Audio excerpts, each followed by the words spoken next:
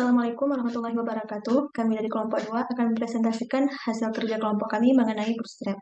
Dapur kelompok kami beranggotakan saya sendiri, Nisa Lutfia Jamil, dan teman saya, Malfirah dan Vicky Desrian. Di sini kami akan menjelaskan 3 hal, yaitu data survei, bootstrap, dan analisis deskriptif. Tahapan survei. Dalam pelaksanaan bootstrap ini, kami menggunakan kuesioner, yaitu tentang strategi mahasiswa statistika Universitas Syiah Kuala dalam memilih mata kuliah. Kemudian pengumpulan data dilakukan dengan menyebarkan kuesioner online. Selanjutnya, kuesioner tersebut terdiri dari 8 pernyataan dan 5 pilihan jawaban dalam bentuk Likert, yaitu skor 5 untuk sangat setuju, skor 4 untuk setuju, skor 3 untuk netral, skor 2 untuk tidak setuju, dan skor 1 untuk sangat tidak setuju. Responden dari survei yang kami lakukan merupakan mahasiswa aktif Statistika Universitas Syiah Kuala. Berdasarkan survei yang telah kami lakukan, terdapat 20 responden yang mengisi kuesioner tersebut. Berdasarkan survei yang telah kami lakukan, terdapat 20 responden yang mengisi kuesioner tersebut. Adapun hasil surveinya seperti yang tertera pada slide. Selanjutnya, data survei online tersebut kemudian diubah dari skala ordinal ke dalam skala interval. Adapun datanya seperti tertera pada slide. Selanjutnya akan dijelaskan oleh teman saya, Malfirah. Baik, terima kasih kepada Nisa. Selanjutnya saya akan menjelaskan tentang bootstrap. Jadi, bootstrap merupakan prosedur yang menggunakan sampel untuk membuat distribusi baru yang disebut distribusi bootstrap yang menghampiri distribusi pengambilan rata-rata sampel atau statistik lainnya. Untuk mendapatkan bootstrap itu sendiri, kita mengambil sampel yang disebut sebagai sampel bootstrap atau resampel berukuran N dengan pengembalian dari sampel asli dan menghitung kembali nilai rata-rata dari masing-masing resampel tersebut.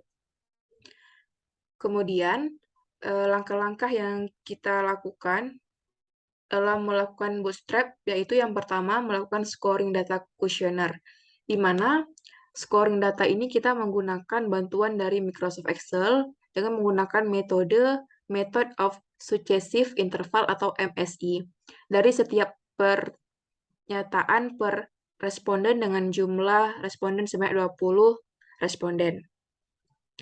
Ini merupakan hasil scoring data yang kami peroleh dari Microsoft Excel. Selanjutnya kita melakukan bootstrap data. Nah, untuk melakukan bootstrap data itu kita menggunakan sintaks seperti tertera pada slide. Jadi, hal yang pertama yang kita lakukan yaitu melakukan pemanggilan data.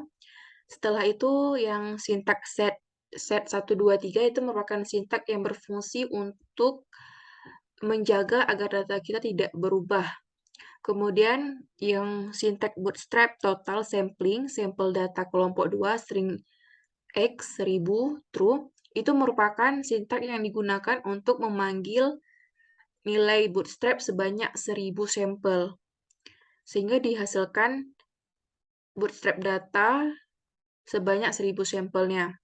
Kemudian ada sintaks rata matrix sampling, n row sama dengan 1000, n col sama dengan 1. Itu merupakan nilai rata-rata dari sampling tadi. Sampling data bootstrap. Kan kita tahu sendiri bahwa bootstrap ini merupakan mendekati, dia mengikuti rata-rata kan. Jadi makanya kita menghitung rata-ratanya dulu, sehingga diperoleh nilai rata-rata tersebut. Setelah itu kita melakukan resample. Sebelum itu kita melakukan loop dulu, dengan menggunakan sintaks for L in 1 dibanding 1000. Kenapa 1 dibanding 1000? Karena sampel yang kita mau bootstrap tadi kan 1000 banyaknya itu. Makanya kita menggunakan 1 banding 1000. Kemudian for K in 1 banding 20. Kenapa 1 banding 20? Karena jumlah responden kita pada data asli tadi itu merupakan 20 responden yang kita berhasil kumpulkan berdasarkan hasil survei. Kemudian baru kita lakukan resample datanya.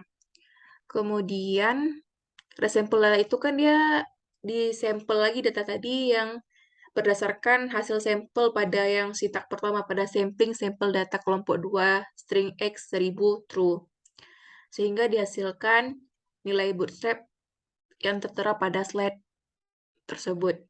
Ini merupakan hasil dari bootstrap dengan N sampai dengan 1000. Kemudian hasil bootstrap ini akan kita gunakan untuk menganalisis analisis deskriptif. Untuk penjelasan selanjutnya akan dijelaskan oleh Vicky. Kepada Vicky dipersilahkan.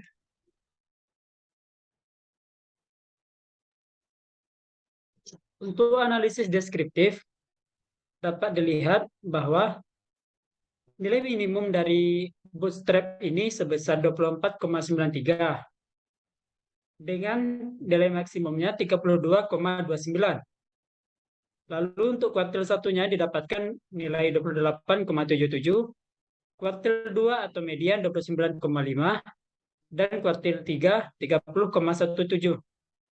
Dan untuk rata-ratanya sendiri didapatkan nilai 29,47, varian 1,21, serta standar deviasi sebesar 1,10.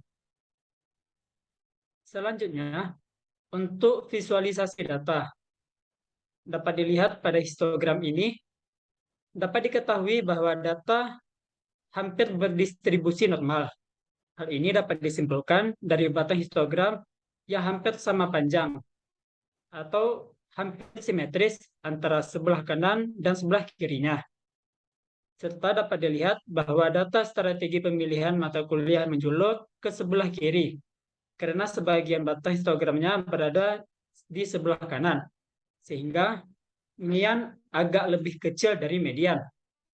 Maka dapat disimpulkan bahwa data hampir berdistribusi normal atau hampir simetris. Selanjutnya untuk visualisasi data pada box plot. Berdasarkan box plot ini, dapat diketahui bahwa data tidak berdistribusi normal. Hal ini dapat disimpulkan dari lebar box plotnya yang tidak sama besar. Dan garis whiskernya yaitu garis pada kedua ujung box plot tidak sama panjang, serta terlihat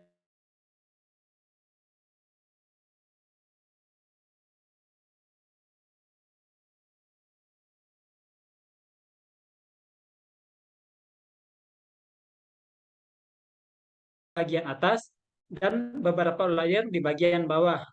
Hal ini yang membuat box plot ini tidak berdistribusi normal. Sekian dari saya lemparkan ke moderator. Baik, mungkin hanya ini dapat kami sampaikan. Lebih dan kurangnya kami mohon maaf. Assalamualaikum warahmatullahi wabarakatuh.